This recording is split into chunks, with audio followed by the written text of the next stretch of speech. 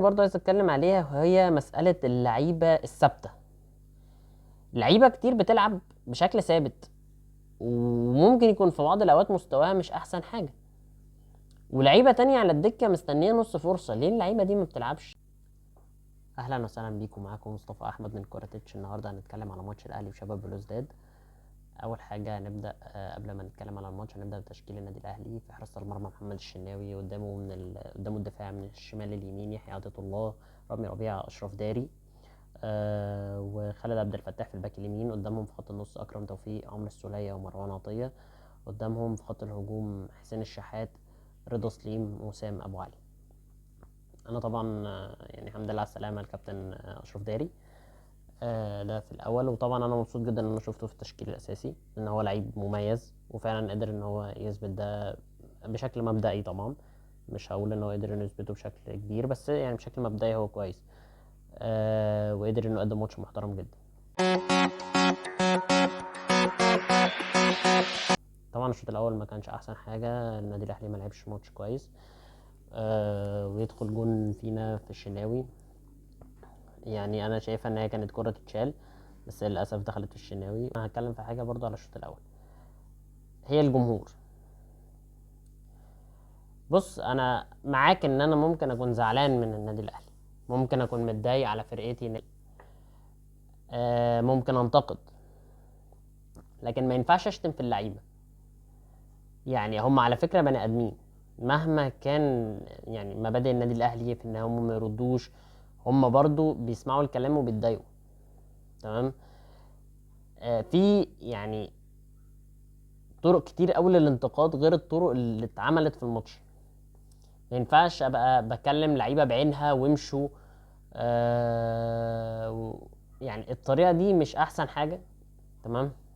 وطريقه الهجوم الكبيره من الجمهور ما كانتش افضل حاجه، بالعكس هي ممكن تبقى عامل على الفرقه بتاعتك يضر. ما ينفعش. تمام. انت المفروض كجمهور زي ما الاهلي ولاعيبه الاهلي عندها مبادئ، احنا كمان كجمهور المفروض ان احنا نكون برضو بنتعامل على نفس السياق. مفيش مشكله ان انا انتقد، مفيش مشكله ان انا اقول ان الفرقه ما كانتش احسن حاجه، مفيش مشكله ان انا اقول ان في لاعب او لاعبين بعينهم اثروا على نتائج الماتش، ده مفيش مشكله فيه. لكن ما ينفعش ان انا اطلع اشتم في اللعيبه. انا الجمهور المفروض ورا اللعيبه مش ضدها، انا المفروض اللي ورا اللعيبه مش ضدها. انا انتقد، اقول كان في ماتش اتلعب مش حلو، في لعيب او لاعبين قصروا، من حقي ومن حقي ان انا هاجمهم، بس بشكل ما يبقاش بالطريقه اللي حصلت بيها. انا الجون اللي دخل في الشناوي ده في الطبيعي مش هيدخل، بس هو كبني ادم واللي هو بيسمعه من الجمهور غصب عنه ممكن يكون فقد تركيزه. انا مش ببرر له ومش ببرر لحد، بس زي ما انت من حقك انك تنتقد الفرقه، زي ما انت من حقك برضو انك تنتقدها باحترام. تمام. مش انك تنتقدها بالهجوم اللي حصل. الشوط الاول طبعا للنادي الاهلي ما كانش شوط حلو خالص تماما. شباب بلوزداد كان بيقدم عليك كرة احسن بكتير. لمحة الشوط الاولاني كلها في كرة وسام ابو علي، بيوريك قد ايه المهاجم ده مهاجم متميز جدا جدا من تراث فريد. بكرة تعتبر هوائية كده ما بين لاعب للاعب، هو بيقدر انه يحط فيها رجله ويوجهها في الجون، فده مش اي حد يقدر يعمل الحركة دي. بعد كده هنتكلم على الشوط التاني. كان في تطورات كتير عملها كولر على المستوى الفني، وكمان على التبديل. بدأ ان هو يبدل امام عاشور، نزل امام عاشور مكان خالد عبد الفتاح، ورجع اكرم توفيق كباك يمين.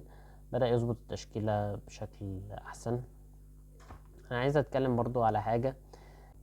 الماتش طبعا كان كويس جدا على الناحية الفنية، وكان على الناحية بتاعت اللعيبة من ناحية الأهداف. طبعا 6 أهداف، ما اقدرش اتكلم ان في لعيبة ضيعت فرص كتير او الكلام ده كله، بس ده فرصة كويسة ان انا اقدر اتكلم على بعض الأخطاء اللي كولر عملها، وده خلال الفترات اللي فاتت ومش على الماتش ده تحديدا. كولر من المدربين اللي بتقدر تقدم أداء فني محترم، بيقدر انه يتصرف مع الماتش على حسب الطريقه اللي محتاجها الماتش في اللعب.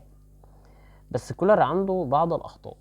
تمام. وانا قلت مش على الماتش ده بالذات، علشان خاطر الماتش ده كان فيه تفوق كبير من الناحيه الفنيه ومن ناحيه اللعيبه كمان، كانت بتقدر انها تقدم ماتش كويس.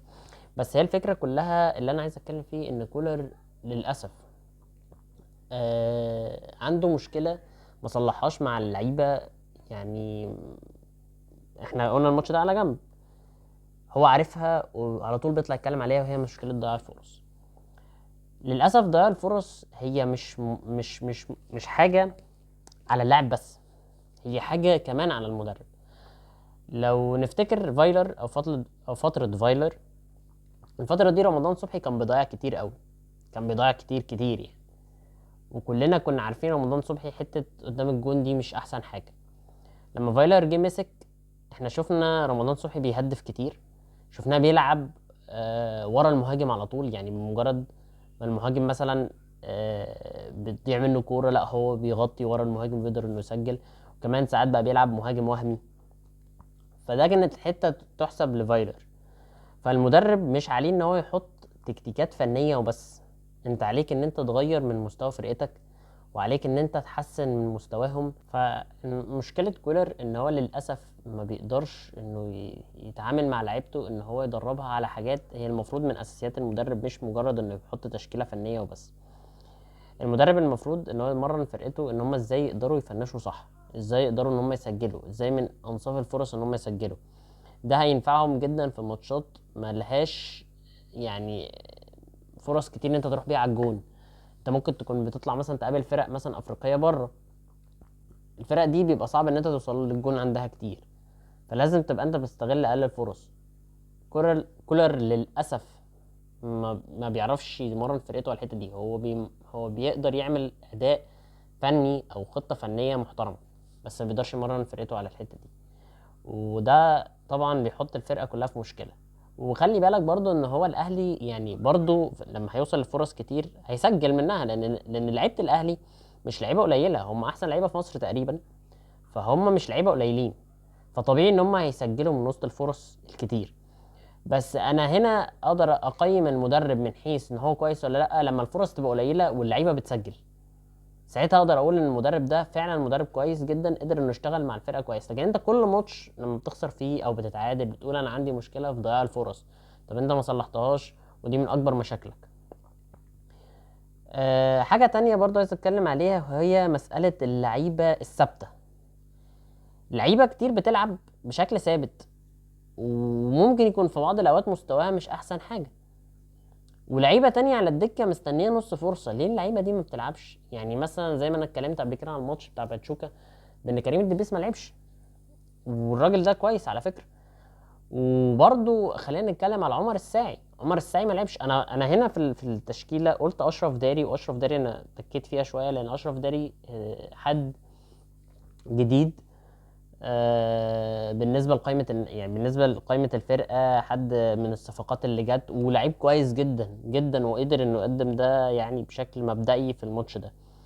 ولكن انا عايز اشوف واحد زي عمر الساعي. عمر الساعي كان لعيب كويس جدا مع الاسماعيلي، عمل موسم محترم جدا مع الاسماعيلي، فانا اتمنى ان اشوفه. فدي تاني حاجه برضو بلوم فيها كولر، انه ما بيلعبش يعني غير لعيبه مثلا معينه او لعيبه ثابته في اغلب الماتشات.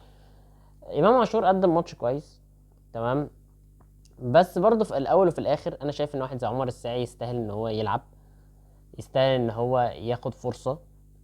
واحد زي كريم الدبيسي يستاهل انه ياخد فرصه، خصوصا ان كريم الدبيسي لما خد فرصه قبل كده قدر انه يثبت نفسه. احمد نبيل كوكا لما اخد فرصه قدر انه يثبت نفسه. فانا شايف ان الناس دي تستاهل انها تاخد فرص. في الاخر بقى عايز اتكلم على بند الصفقات اللي انا كنت ناوي اعمل عليه حلقه، بس للاسف الوقت ما كانش مناسب ليا ان انا اعمل حلقه. فانا عايز اتكلم بس حاجه سريعا كده. كولر عايز لعيبه افضل من اللعيبه اللي عنده، يا اما يعني بحسها كده ان انا مش هلعبه. يعني انا لو جبت اللعيب ده مش هلعبه، لو انتوا جبتوه وانا شايف ان هو اوحش من اللي عندي فمش هلعبه. الموضوع ده مش حلو تماما، تمام، لان انت في الاغلب عمرك ما هتلاقي لعيبه احسن من اللي عندك جوه الدوري المصري في الاغلب. لان انت دايما لعيبتك او لعيبه الاهلي او الزمالك ومؤخرا بقى بيراميدز بقى هما بيلموا احسن لعيبه في مصر. فانت صعب ان انت تلاقي في الدوري لعيبه احسن من فرقتك. انت ممكن تجيب لاعب وتنميه، وده اللي انا كنت بتكلم عليه في فكره ضياع الفرص. برضه انت ممكن تجيب لاعب وتحسن من مستواه وتخليه يوصل للمستوى او قريب من المستوى اللي انت عايزه، لكن انت تجيب لاعب جاهز دي انا شايفها انها هتبقى صعبه جدا في ظل وجود الزمالك دلوقتي وبيراميدز. الاهم اللي انا عايز اتكلم فيه ان في لعيبه كتير انا من وجهه نظري ممكن هم يقدروا يلعبوا في النادي الاهلي. يعني اتمنى يبقى في منهم يعني اللعيبه الاهلي يتكلم معاهم. وانا على فكره من ضمن اللعيبه اللي انا بشوفه ان هو لعيب مميز جدا يلعب في الاهلي، وانا بتابعه من ايام ما كان بيلعب في المصري، هو اسلام عيسى. لعيب متميز جدا، صانع لعب، بيلعب جناح كويس، عنده المهاره، لعيب عنده رؤيه للملعب كويسه جدا. حتى لما كان بيلعب في بيراميدز كنت بتابعه، هو لعيب كويس جدا. انا بصراحه اتمنى ان اداره النادي الاهلي تتوجه مثلا للتعاقد معاه. وفي النهايه برضو شاركوني برضو بوجهه نظركم، يعني قولوا لي مثلا لو في لاعب انتوا شايفينه ان هو كويس مثلا يستاهل انه ينضم للنادي الاهلي من اي فرق، طبعا بعيدا عن الزمالك وبيراميدز. اتمنى طبعا اسمع رايكم في التعليقات. اتمنى اسمع رايكم في التعليقات بخصوص الموضوع ده، يعني صدقوني رايكم هيهمني جدا وهستفيد منه جدا، بحيث ان انتوا يعني ايه تفيدوني. مثلا ممكن يكون في لعيب انت مثلا متابعه وانا ما اعرفوش مثلا، يعني ما خدتش بالي منه قوي في الدوري، فانت مثلا ما تديني رأيك عنه مثلا، فممكن اروح اتفرج على طريقة لعبه واشوف ممكن بعد كده ادخله ضمن الصفقات مثلا اللي انا اتمنى ان هي تنضم للنادي الاهلي. ممكن نعمل حلقة على الموضوع ده. فاتمنى طبعا ان انتوا يعني تشاركوني برأيكم في التعليقات. وكان معكم مصطفى احمد من كورة تتش، شكرا جدا ليكم.